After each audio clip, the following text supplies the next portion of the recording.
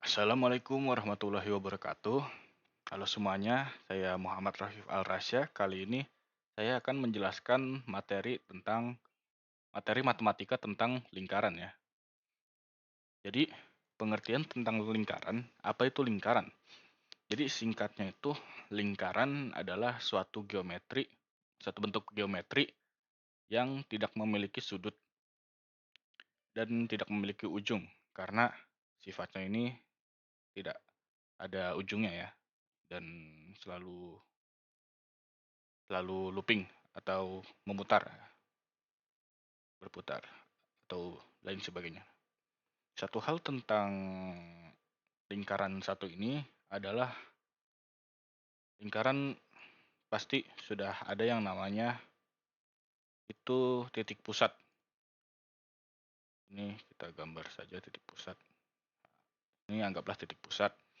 Dan untuk mencari luas lingkaran itu kita harus mencari yang namanya diameter. Singkatnya, diameter adalah garis dari satu ujung lingkaran ke ujung lingkaran yang lainnya yang melintasi titik tengah. Maka ini dinamakan diameter. Dan satu hal lagi tentang diameter adalah diameter itu pasti sama dengan 2R. R ini singkatan dari radius atau yang bahasa Indonesianya itu jari-jari. Pengertian tentang jari-jari itu singkatnya dia itu jarak antara garis ujung lingkaran ke titik tengah lingkaran. Jadi di sini bisa kita lihat dalam satu lingkaran ini mempunyai dua jari-jari ya, di atas sama di bawah. Maka dua jari-jari menghasilkan satu diameter.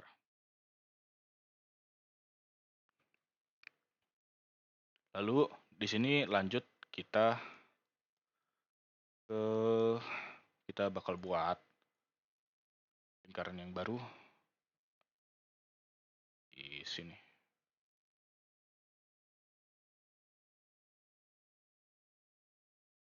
Ini kita bakal taruh. Jika kita buat jari-jari dua sini dan satu lagi di sini. Nah, di sini sudah ada dua jari-jari. Lalu kita buat garis lagi. Kita tarik dari sini ke sini. Menghubung dari jari-jari kanan ke jari-jari kiri. Maka tali ini disebut dengan tali busur. Sini ke sini disebut tali busur. Ingat ya.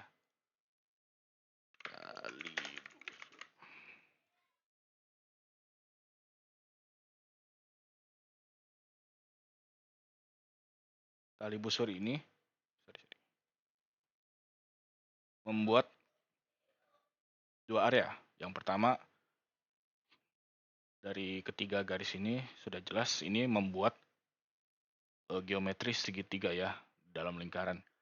Jadi satu hal lagi tentang lingkaran itu adalah lingkaran sudah pasti punya 360 derajat. Yang lumayan spesial karena di dalamnya itu kita bisa membuat atau menampung beberapa geometri seperti segitiga, segi empat atau kotak, dan segi-segi lainnya.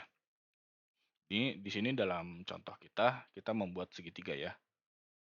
Nah, di sini selain daerah segitiga yang ada di dalam, juga ada daerah di luar sini. Di sini kita garis-garis dulu agar gampang diidentifikasi. Nah, garis-garis daerah-daerah luar sini kita sebut dengan yang namanya itu tembereng. Nah, jadi tembereng itu bagian luar ya. Nah, dari sini kita sudah bisa lihat bentuknya ini seperti es krim terbalik ya. Sini kita bakal gambar saja.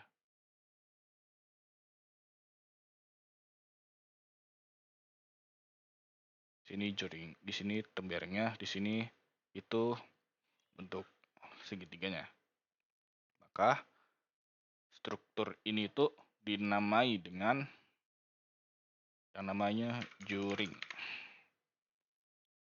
Jadi itu namanya juring, teman-teman. Jadi ini bisa dinamakan juring. Misalkan kita pengen mencari luas segitiganya, maka kita simpelnya tinggal menggunakan rumus segitiga. Namun di dalam sini itu ada satu hal lagi ya. Di sini kalau kita tarik garis ke bawah sini, maka garis ini membuat yang namanya itu apotema. Nah, jadi apotema itu intinya tinggi dari segitiga yang diukur dari tali busurnya. Jadi singkatnya itu mulai dari tali busur itu kita bisa memakai rumus Pythagoras untuk mencari tingginya. Nah, di sini itu ada satu senario di mana kalau kita itu tidak perlu mencari apotemanya. Itu senario di mana segitiga tersebut sudah berbentuk yang namanya segitiga siku-siku dan sudah pasti memiliki derajat 90 ya, 90 derajat. Kalau sudah memiliki bentuk segitiga siku-siku seperti ini, maka kita tidak perlu lagi mencari apotema ya. Apotema tidak diperlukan lagi. Namun sebagai contoh, kalau di sini kita memakai apotema ya. Di sini itu pertama-tama untuk segitiganya kita memakai rumus segitiga yaitu A dikali B per 2. Nah, di sini A itu sebagai tingginya, B-nya itu sebagai alasnya. Sama satu hal lagi, di sini bukan lingkaran, tapi segitiganya kita bagi menjadi dua garis kayak gini, maka menjadi dua lingkaran. Untuk mencari A-nya itu kita tinggal memakai rumus Pythagoras lagi. Ya, seperti C kuadrat sama dengan A kuadrat tambah B kuadrat dan lain sebagainya. Nah, di sini kalau di sini tuh kita tidak perlu mencari semuanya ya, teman-teman. Di sini kita hanya perlu mengambil satu dari dua segitiga tersebut untuk kita perlu, karena yang penting itu 90 derajatnya. Nah, di sini kalau sudah kita ingin mencari yang namanya luas juringnya. Di sini untuk mencari luas juring, intinya itu apa ya? Cari luas juring itu kita harus mengurangi, kita gambar dulu, mengurangi luas juringnya dengan luas segitiga. Nah, ini kurang. Luas juring dikurang luas segitiga. Nah, di sini tuh untuk mencari luas juring kita bisa memakai rumus yang sama dengan mencari luas lingkaran atau luas tembereng, sorry. Di sini kita bisa memakai rumus yaitu luas tembereng L tembereng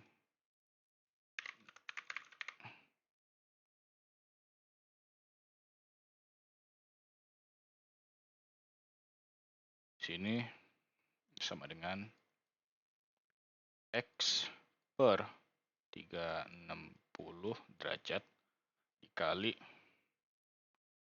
Pi kali R kuadrat. R kuadrat bukan 2R ya teman-teman. Nah, sama satu hal, jika kalian pengen mencari kelilingnya, maka sama seperti ini, cuma bedanya itu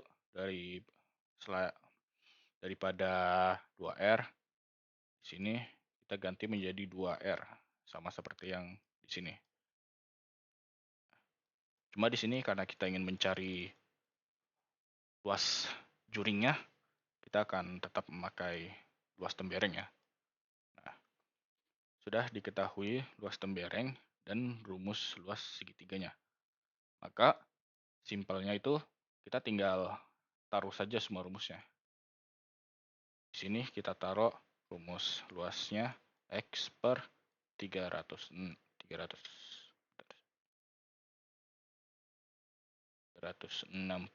derajat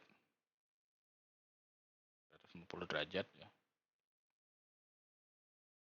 kali Pi dikali R kuadrat. Ini tuh rumus luasnya kurang rumus luas segitiganya, atau A kali B per 2. Nah, ini tuh rumus luas tembereng ya teman-teman. Sama satu hal lagi tentang segitiga, tentang tembereng ini, otomatis jika kita lihat dari bentuknya ini, bahwa figur atau gambar ini, bahwa luas juring akan selalu lebih besar dari luas lingkaran. Bukan luas lingkaran, luas segitiga yang di dalam lingkaran ini. Karena dia itu mengambil bagian dari temberengnya ini untuk menjadi bagian dari juringnya. Jadi sudah dipastikan bahwa juring ini lebih besar dari segitiga yang ada di dalam lingkaran satu ini. Dan sudah, mungkin itu saja penjelasan tentang materi lingkaran kali ini. Kalau ada yang salah, kurang lebihnya mohon maaf. Dan mungkin kedepannya akan saya bahas lagi. Wassalamualaikum warahmatullahi wabarakatuh.